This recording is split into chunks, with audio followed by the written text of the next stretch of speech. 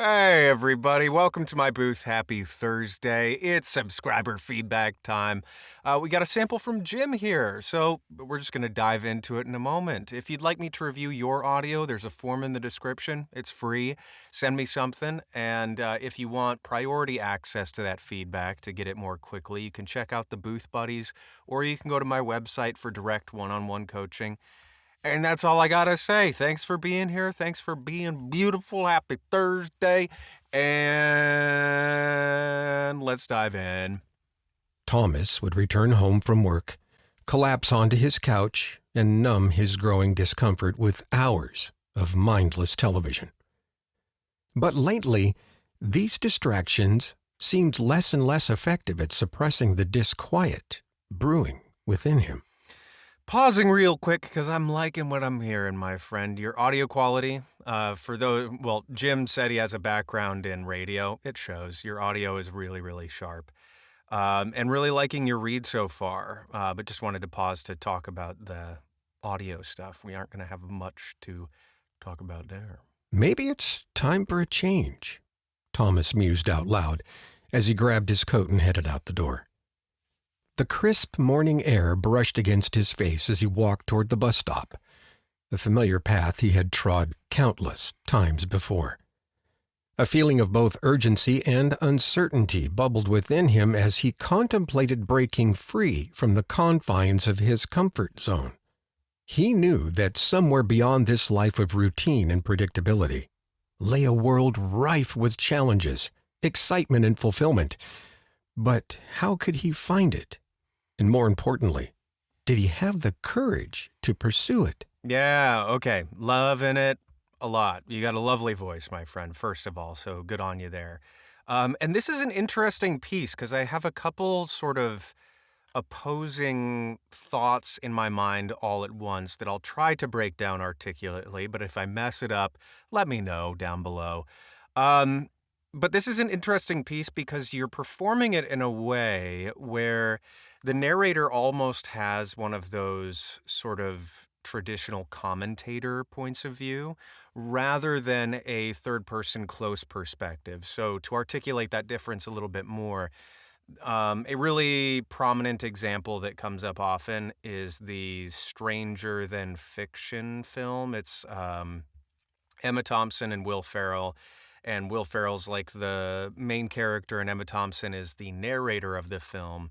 There's more to it than that. But her narration of it, and it feels like a somewhat British thing in general, but oftentimes there's sort of that wry narrator overseeing the whole thing. And it seems like you're hedging into that mode of narration or performance in that respect here, where it's, what's the guy's name?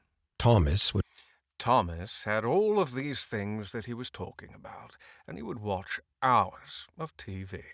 Sort of like that commentator David Attenborough almost type thing where there's a sympathy for the character, but not really an attached, lived-in emotional thing from the character's perspective. It does seem fairly grounded in terms of your narration overall here. And the alternative to that would be if we attach it more so to Thomas's point of view and Thomas's opinions on things. So there are a couple of moments where you talk. But lately, these distractions seemed less and less effective at suppressing the disquiet brewing within him. Maybe it's time for a change, Thomas mused out loud as he grabbed his coat and headed out the door. The crisp morning air Yeah, so you're definitely hedging into the more neutral narrator territory, which I think is fine. But there's another option to try, or perhaps a sort of blending of the two, where the sensations in the book, you, the narrator, can either appreciate them on Thomas's behalf or appreciate them as Thomas. So as an example, the plopping down on the couch. We know how that feels, and you can infuse the way that you say that with that feeling or sentiment. And the feeling of the cool breeze on their face, and the fact that they've gone down this path so many times before. So things like that, there's an opportunity there because the theme of this is he's got to make a change. He's got to shake things up. He's got to do something different with his life and his time. And so instances where like, I've been down this path so many times, you can infuse that a bit with that feeling from Thomas's perspective if you wished. So that's one thought in terms of just overall tonality and a subtle performance adjustment as an option, not as a direction necessarily.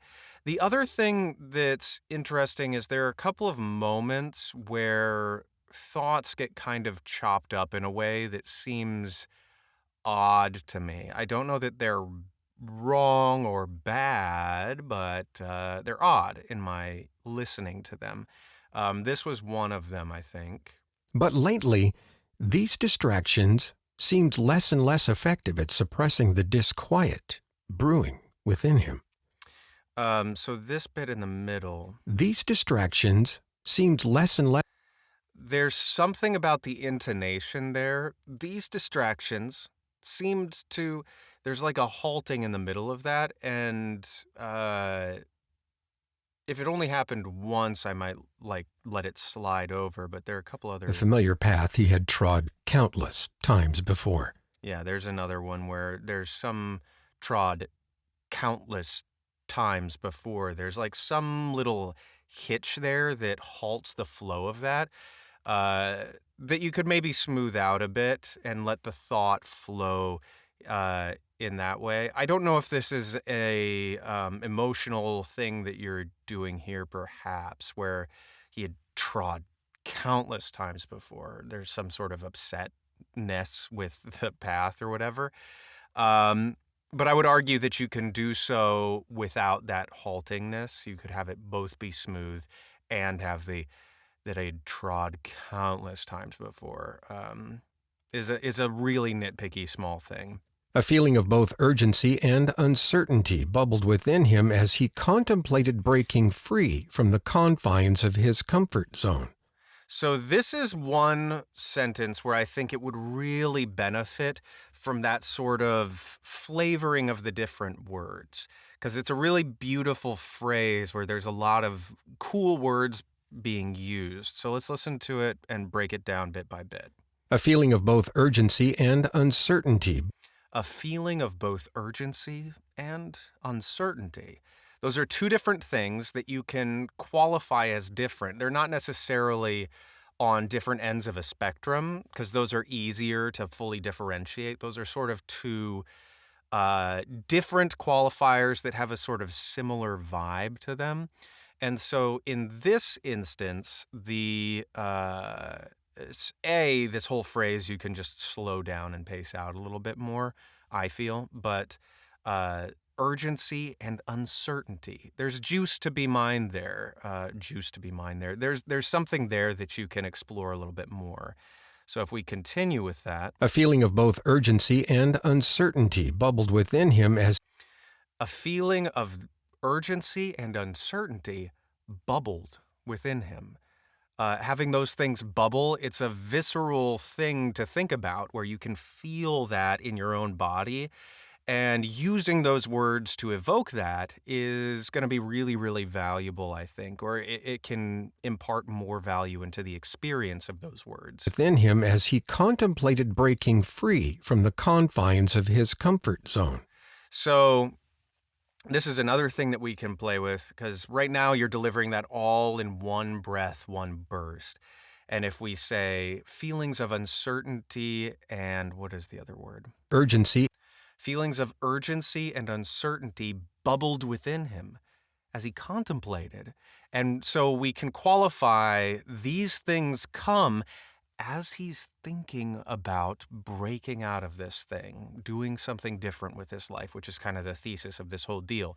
But by having that subtle little shift right in the middle there, feelings of urgency and uncertainty bubbled within him as he contemplated.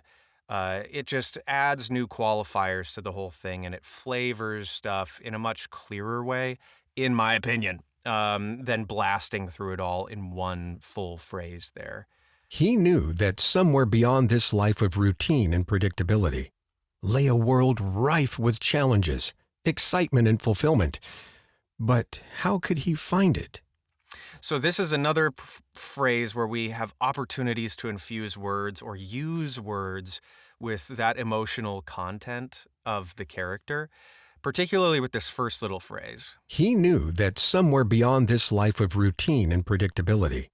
So he knew, this is a certainty. We just got done talking about uncertainty and the other word that I keep forgetting, but this thing is bubbling up within him as he's trying to fight against this certainty and rhythm and predictability that his life has been founded upon.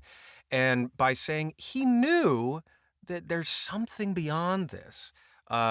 So we can dive a little bit more into his thoughts and experiences about this whole thing. Lay a world rife with challenges, excitement, and fulfillment. But how could he find it? And there you're doing a good job of following his thought a little bit. He knew that this stuff was there, but I keep losing the thread of this He knew sentence. that somewhere beyond this life of routine and predictability. So I guess what I'm missing right in that phrase is somewhere beyond. We can use something there maybe where there's just something I don't know, and that sort of struggle in the mind, that anxiety and figuring it out. Lay a world rife with challenges, excitement, and fulfillment.